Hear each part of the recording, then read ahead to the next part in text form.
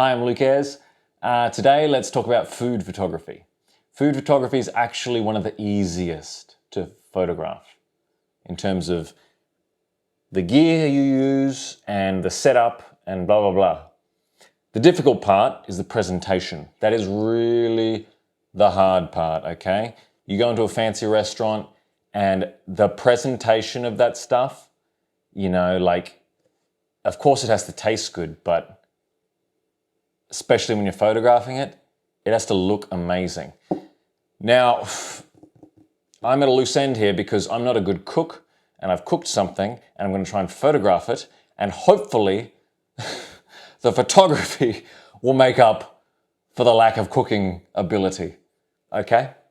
Good. First of all, let's talk about a gear, all right? So, any camera that has a manual mode. This camera might look big and chunky. It's 10 years old. Your camera's better than this camera. You don't have anything to worry about. You just need to have it contain a manual mode because we will be manually selecting the settings on it, okay? There's only 3 settings. I'm going to be choosing them all. All right, if you want to learn more about these settings, it's in this other video here, okay? But let's just cut to the chase. Now, I'm going to be using a flash, okay?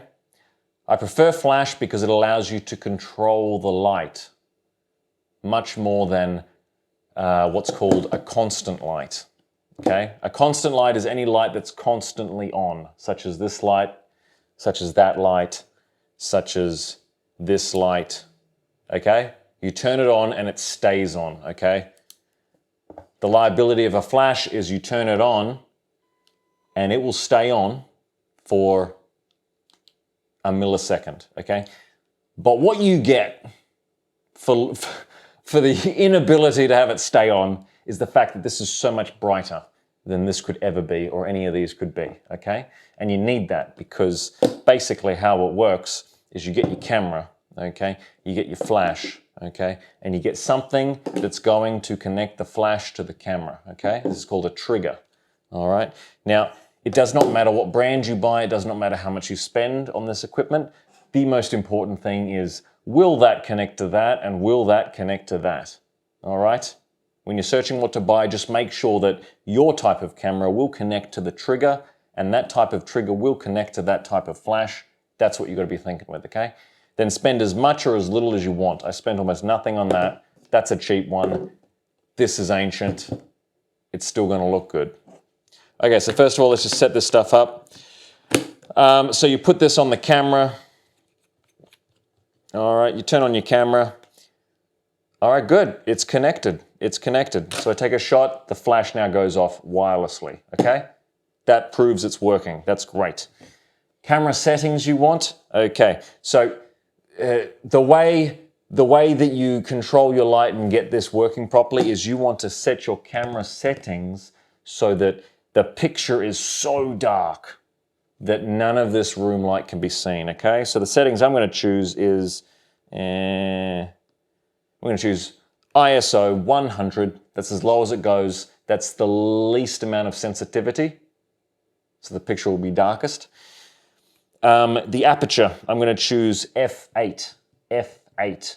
That's the aperture is how wide the hole in the lens is. I'm going to make that quite small, so it's going to stop a lot of light coming through, okay? And finally, the shutter speed, which is how quickly it clicks. When you are trying to synchronize the click of your camera with the flash of the light, okay, most flashes will only allow you to make the shutter speed as fast as about 200th of a second. If you know your shutter speeds, okay, 200th is not the fastest, it's sort of average, but it keeps it open long enough so that it can capture this minute second that this will go off, okay? So that's set to 200, okay? So now this is all set up and it works, and I make sure everything's turned on and it works. That's great, good. Good, I have my table here. This is a cheap IKEA table, all right? It's gray. We're going to see what it looks like. If it looks good, maybe I need a change table. We'll find out. I'm going to set my light up on this little light stand here. It's a real cheapie. Put it on here. I just want it to stand here, okay? Beautiful. Good. Good. That can go away. Great. Let's get me food out.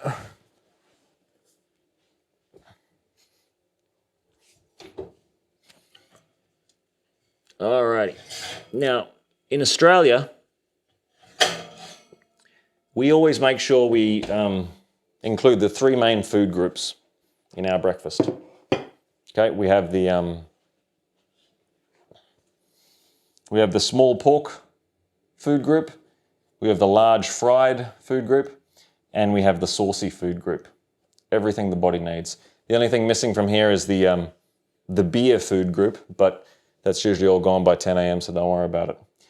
Good, we have our food here. Now, you might have seen most, if not all, food photography is shot in what is called flat lay, as in the camera looks directly down at it and it looks like it's laid flat. Okay? This is how you will shoot food in most cases. You'll either be looking straight down at it, or you'll be sort of at an angle, but regardless, you'll be at some high up angle. Okay? You will always shoot it like that because you always want to see what's on the plate. All right? The only time you might shoot it from the side or something is if the food has some kind of height to it, you know? Like a big, tall cake or something, you know? And you want to show that it's tall. Then you'd shoot it more of a side, you know? But generally, you just shoot straight down, okay? So, we're going to set up the photo here, but the thing that is the make break of food photography is not actually your photography, it's the presentation of the food itself, okay? So there are some things we might have to adjust as we go, even if we nail the photo, even if we nail the light, it can all be for nothing if your food itself is not presented in the most attractive way, okay? And that's where I might fail because I'm not a cook. I just chuck the stuff in the oven and the microwave. Hopefully, I know it tastes good. Does it look good? Don't know, I'm gonna find out. Okay, so let's just get this set up now. So turn on everything. Okay, does the flash work? Ow, it works. Good, I'm going to take a test shot, all right? Good, looking straight down, straight down. All right, boom, take a shot. Take a shot. Oh my goodness, that is like paparazzi. Yuck. I mean, it's kind of interesting. That's a style in itself. Not very like, you know, what's the word? Appetizing. The goal with food photography is you want people to understand, that looks like it looks as good as it must taste. That's what you want, all right? And if your photo communicates that idea of tastiness, then boom, that's the photo you want to use, okay? First of all right, what I change here? The lighting is too harsh. The lighting is too harsh. It's too hard. You see the size of those shadows. They are horrible. Good, let's change something. Now, a photographer would put a soft box in front of this light to make the light soft. You know what a soft box is? It's just a box with a big piece of like sort of see-through paper, but not fully see-through, but it allows the light to go through. And what it does is it makes this little tiny little into a much bigger wall of light, okay? Now, if you're at home and you don't want to spend that kind of money, it's not expensive, but if you don't want to spend that kind of money, then you can make one yourself and it looks no different, like this one. I'd like to introduce you to the world's worst softbox. I made it today. Good, I took a picture frame off the side of the street, literally, I'm not kidding. I took some baking paper, some parchment paper, some whatever you want to call it, depending on the country you're from, grease-proof paper, okay? And I just gaffer taped that on somehow, okay? Double-sided, blah, blah, blah. Put this through here, okay? This is my softbox. It looks terrible. It don't look terrible in the photo, trust me. So we've got to put this up here. Hardest part of this whole tutorial is making this stand up. So you really just got to get some household items and set this up so it's going to stand up like that. Okay, good. Let's have a look at this. Let's have a look at how we go. Good. Let's take a shot. Make sure that stays up. Make sure you stay up. Dear Lord. Okay, good. Let's take a shot. Okay. You compare that to the last one. The shadows are softer. Check it out. I'm going to move this closer. It's going to make those shadows look even softer. Okay? I'm going to take it at a slight bit of an angle, not so straight up and down. Okay? I mean, that's not half bad. That's not half bad. But what I'm now looking at, it's like the lighting's kind of cool. I'll tell you what else you can do, right? The back side of it, it's still a bit shadowy. You can fix that by getting anything that is the color white and putting it on the other side of it. Okay, now, again, how the heck does this stand up? I don't know. I get something from the household, and I'm going to put this right here. Look at that, beautiful. This is called a reflector. Why? Because it reflects light. So it's going to come through here, it's going to hit there, it's also going to hit this, and it's going to bounce back some light, okay? So those shadows here are not going to be so shadowy. All right, let's take another shot.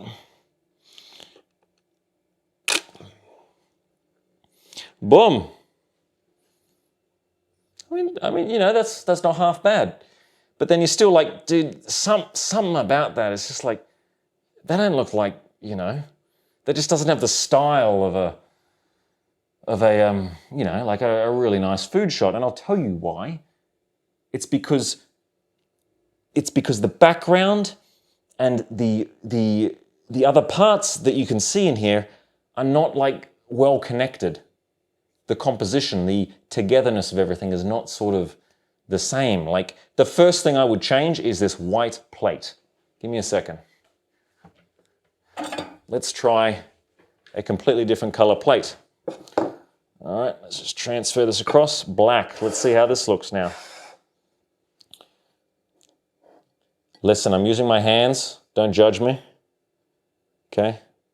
Did you know that those photos you see of the McDonald's menus, those burgers are not edible? Believe me. You would get quite sick if you ate those ones. They are specifically created for visual effect, not for eating. Good. All right, great. So I'm going to arrange this. Here we go. Black plate. Ooh. Will this make a difference? Let's find out. Let's take a shot now. Okay. Oh, look at that. See? That's getting there. That's getting there. That's cool, you know? That's like, oh, look at that. Look at that. It's amazing how changing a plate can make food look better. These are the little things that you think about. It's all about the presentation. This lighting, I'm not even joking, this lighting, despite that being what it is the lighting that is used in all professional food photos. And let me tell you something else at this point. Say you don't want to use a flash, okay? Say you don't know about or you don't care about using a flash. What's the next best thing if you just want to use natural light? Well, look at what this is trying to do. This is trying to be a window. So get your table, get your food and your plate, place it next to a window. If this is in a restaurant or something, big glass window, place it next to it. That's a window. Then get your baking paper, your parchment paper, and cover the window of it so that it looks frosted. That will soften the light and it will give you almost the exact same effect as this. The only problem with using natural light is that as the time of day changes, the lighting, the brightness is going to change. If the sun goes behind a cloud, suddenly it's going to get darker, that sort of a thing. At least with the flash and your camera settings like this, you don't need to change any settings. You just set it once, and then and then everything else you're doing, you're just making other adjustments. You know what I'm saying? Good. So, I mean, this is pretty good. I mean, I'm pretty happy. But there is one more thing that I would change if I could. All right, take that shot again. I mean, that's pretty good. There's many little picky things you can just change around, like the right angle of the hash browns, you know, these sorts of things. So you can take it from a different angle. You can try some slanty angles, you know, this sort of thing. I'll tell you what else I would change. This table itself, because you've got a dark plate. You've got to think with colors too, man. Like you got a dark plate, you're on a dark background. No, you sort of want a background that looks you know, that would contrast nicely to it. So that's a good table. Let's try that one.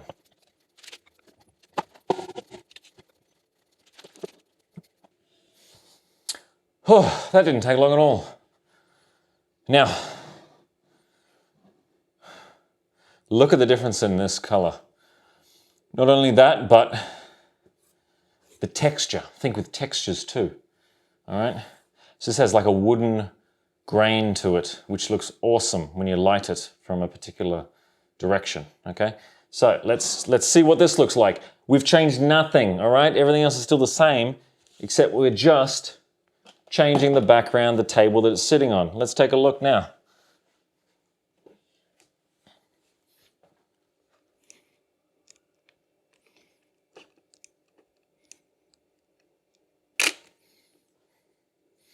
Wow, take another one. Okay.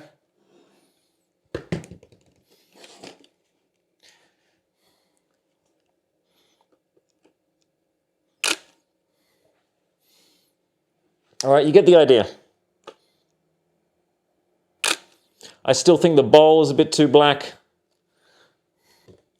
It's personal preference. You just keep playing around like this until you get the right balance of the contrast and blah, blah, blah, and all these sorts of things, okay? But literally, you keep messing around, right? And then you end up getting photos like this and this, right? Those are ones I took on professional jobs. And it's the exact same as this. It is one light, all right, in a soft, that's been softened, right? You just choose the right table, the right presentation of the food, and that's it. That's it. It is one light, one soft light, shot from above or at a higher angle sort of a thing, right? Now take this photo again, right? What's that sitting on? It looks like it's a ship, right? That was an old door that was found in a side street. So there's no limit to where you can find these things. All that matters is how it looks in the end, okay? So really, like, photography is an art. You mess around. Styling is an art. You mess around until you get it tasting just right. Does this look? It's good. I'm Luke Ayers. Thank you for watching. Bye-bye.